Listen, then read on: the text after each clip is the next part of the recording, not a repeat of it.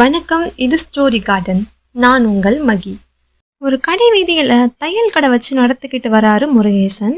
அவருடைய பெண் ஆதிரை தினமும் பள்ளிக்கூடம் போயிட்டு வந்து கடையில் அப்பா செய்கிற வேலையை வேடிக்கை பார்க்கறது அவளுக்கு வழக்கமாக இருந்துச்சு.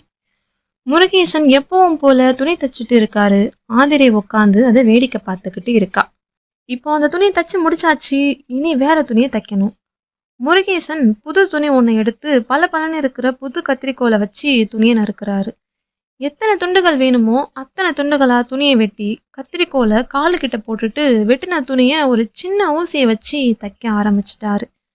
தச்சு முடிச்சதும் ஊசியை தன்னோட தலையில இருந்த தொப்பியில சொருகி பத்திரப்படுத்தி வைக்கிறாரு. இதையெல்லாம் கவனிச்சுக்கிட்டு இருந்த ஆதிரை, என்னப்பா புது கத்திரிக்கோள் பலன்னு இருக்கு, விலை உயர்ந்ததும் கூட, ஆனா அதை காலடியில் போட்டுட்டு ஒரு சின்ன ஊசியை போய் தனக்கு மேலே பத்திரப்படுத்தி வைக்கிறீங்களேன்னு கேட்குறா. அதற்கு முருகேசன் சொன்ன பதில், என்னதான் கத்திரிக்கோள் விலை உயர்ந்ததாகவும் பளபளப்பாகவும் இருந்தாலும் அதோட வேலை என்னமோ வெட்டுறது தான், அதாவது பிரிப்பது தான். ஆனால் ஊசி விலை குறைந்தும் பார்ப்பதற்கு சின்னதாகவும் இருந்தாலும் அதோட வேலை சேர்க்கிறது தான். ஒருவருடைய மதிப்பு அவருடைய செயலை கொண்டே நிர்ணயிக்கப்படுகிறது, அவர் உருவத்தை வைத்து அல்ல அப்படின்னு சொல்றாரு.